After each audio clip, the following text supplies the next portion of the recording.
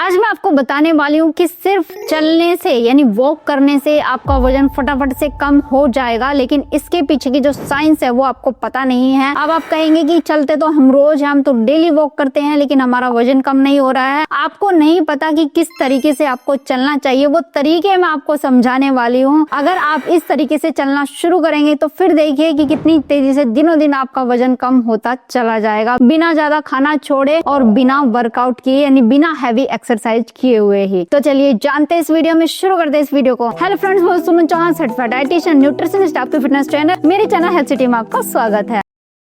अगर आप भी हजारों लोगों की तरह मेरे साथ वर्कआउट करके तेजी से अपना वेट लॉस करना चाहते हैं तो आप मेरी ऑनलाइन क्लासेस ज्वाइन कर सकते हैं। अगर मैं आपसे कहूं कि दुनिया का सबसे शक्तिशाली फैट बर्निंग टूल आपके पास मौजूद रहा है हमेशा से ही, एक ऐसा टूल जिसके लिए न किसी जिम की जरूरत है आपको और न किसी महंगे इक्विपमेंट की, मैं बात कर रही हूँ वॉकिंग की यानी पैदल चलने की। लेकिन रुकिए, अगर आप सोच रहे हैं कि अरे चलना तो मुझे पता है, इसमें नया क्या है, तो आप गलती कर रहे हैं। ज्यादातर लोग बरसों से सैर कर रहे हैं, पार्कों के चक्कर काट रहे हैं, लेकिन उनका पेट कभी भी कम नहीं हुआ, टस से मस नहीं हुआ है, बल्कि उनकी बीमारियां और बढ़ती जा रही है। क्योंकि चलना एक आर्ट है और उससे भी बढ़ के एक साइंस है। सिर्फ पैर हिलाना काफी नहीं है, कब चलना है, कैसे चलना है, किस गति से चलना है, ये छोटी छोटी बातें मैटर करती हैं और ये तय करते हैं कि आपकी बॉडी से फैट बर्न होगा, बीमारियां ठीक होगी या फिर सिर्फ आप समय बर्बाद करेंगे। आज इस वीडियो में पैदल चलने के पीछे उस विज्ञान को मैं आपको समझाने वाली हूँ जिसे अक्सर फिटनेस इंडस्ट्री आपको नहीं बताती है। हम बात करेंगे कि आखिर कैसे आप चलें ताकि आपके हार्मोन बैलेंस हो सके, आपका मोटापा कम हो सके, वो साइंटिफिक तरीके और प्रोटोकॉल क्या है कि आप चलने से ही अपनी बॉडी से पूरा फैट बर्न कर दे। तो चलिए अपनी सेहत की ओर पहला कदम बढ़ाते हैं। इससे पहले कि हम तरीकों पर आए, हमें ये समझना होगा कि शरीर के अंदर असल में होता क्या है। हम अक्सर सोचते हैं एक्सरसाइज का मतलब है कैलोरी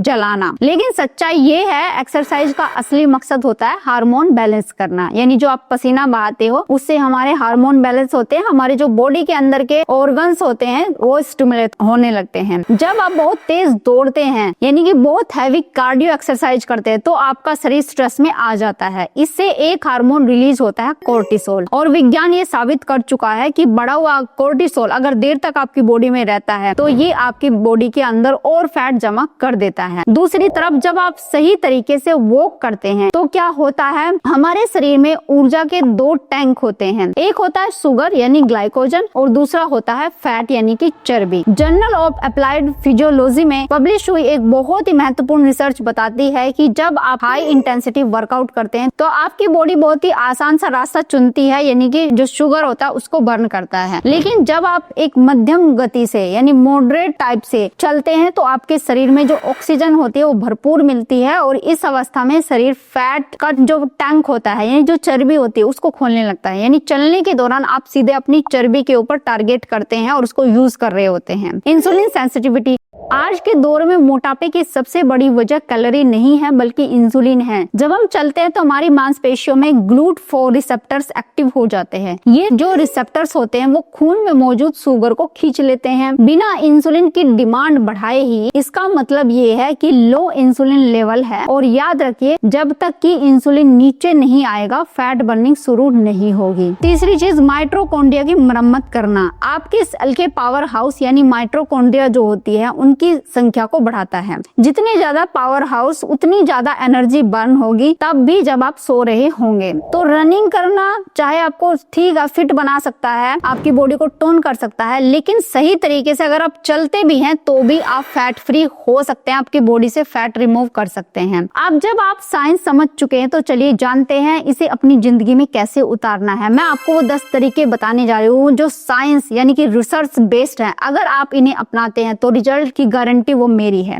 तो नाश्ते से पहले की वॉक करना सबसे पहला और सबसे असरदार नियम। सुबह सोकर उठने के बाद हमारे शरीर में इंसुलिन का स्तर सबसे कम होता है। ब्रिटिश जर्नल ऑफ न्यूट्रिशन की एक स्टडी के अनुसार जब आप खाली पेट चलते हैं तो भरे हुए पेट चलने के मुकाबले 20% ज्यादा फैट बर्न करते हैं। क्यों?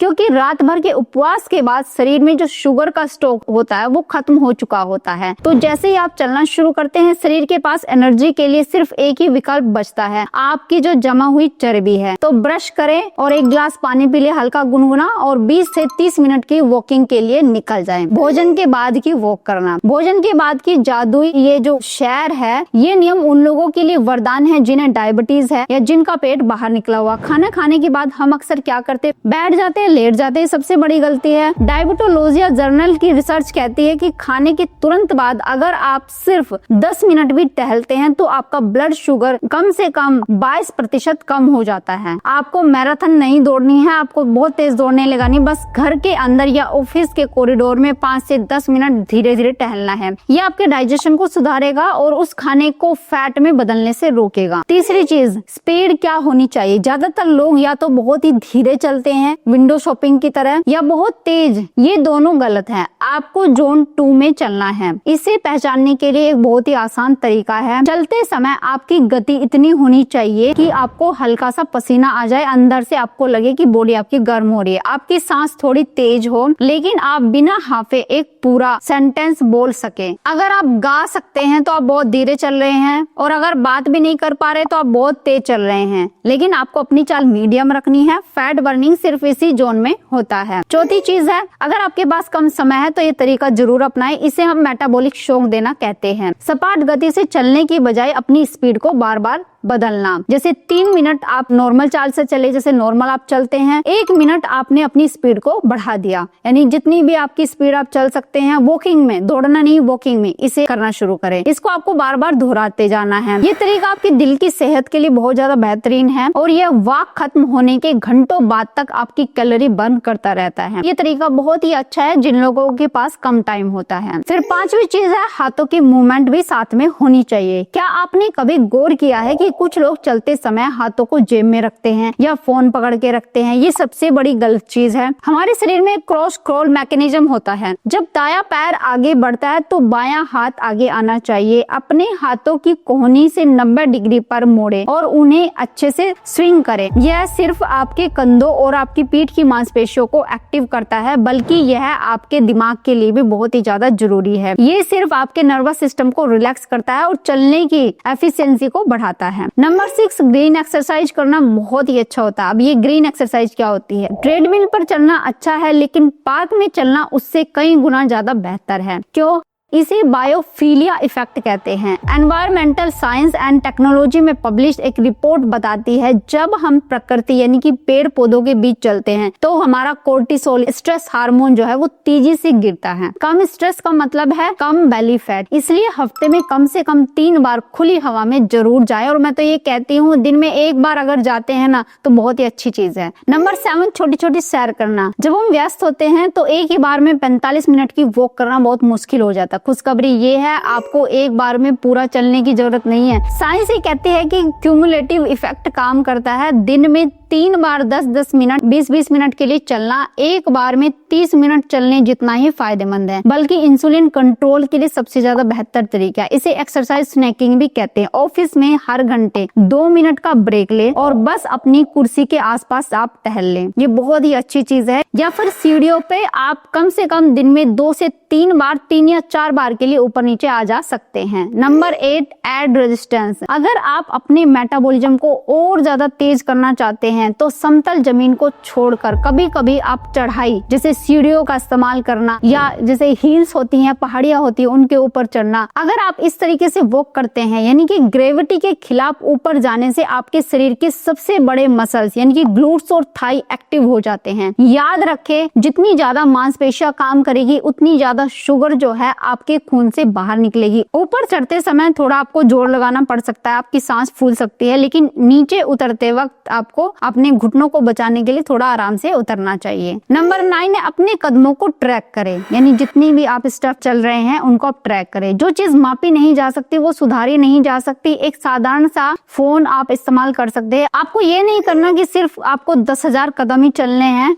ये एक तरीके का पागलपन है कि रोज 10,000 ही चलने हैं, लेकिन आपको एक चीज करनी है। आपको क्या करना है कि थोड़े थोड़े यानी कि छोटे स्टेप से शुरू करना है। जैसे कि आप एक दिन में 3000 कदम चल सकते हैं और फिर आपको अगले दिन या तीसरे दिन 3500 कदम चल सकते हैं, अगले दिन 4000 चल सकते हैं और फिर जैसे अगले हफ्ते आप थोड़ा कम करके फिर से आप ऊपर की तरफ जा सकते हैं। ऐसा करने से भी आपको बॉडी में काफी चेंजेस नजर आएंगे और तेजी से आप अपना फैट बर्न भी कर सकते हैं और अपनी बॉडी में काफी हद तक सुधार ला सकते हैं। Number 10, extra weight. अगर आप चलने में माहिर हो चुके हैं तो अब आपको क्या करना है, अपनी पीठ पर एक बैग टांग ले जिसमें थोड़ा सा वेट होना चाहिए, चाहे पानी की बोतल हो या फिर कुछ किताबें ही क्यों ना हो, या फिर एक जो वेटेड वेस्ट होती है उसको पहन सकते हैं आप अपनी छाती के ऊपर। सिर्फ 5 से 10 किलो वजन बढ़ाने से आपकी कैलोरी बर्निंग जो प्रोसेस है वो 10 से 20% बढ़ जाती है और ये आपकी हड्डियों को मजबूती देता है और विशेष रूप से महिलाओं के लिए 30 की उम्र के बाद बहुत ही ज्यादा जरूरी है। सही जानकारी होना काफी नहीं है, इसी लागू करना बहुत ज्यादा जरूरी है। मैं आपको बहुत ही सिंपल सा 3 स्टेप का रूटीन दे रही हूँ जिसे आप कल से शुरू कर सकते हैं। मॉर्निंग में उठते ही बिना चाय कॉफी पिए 20 या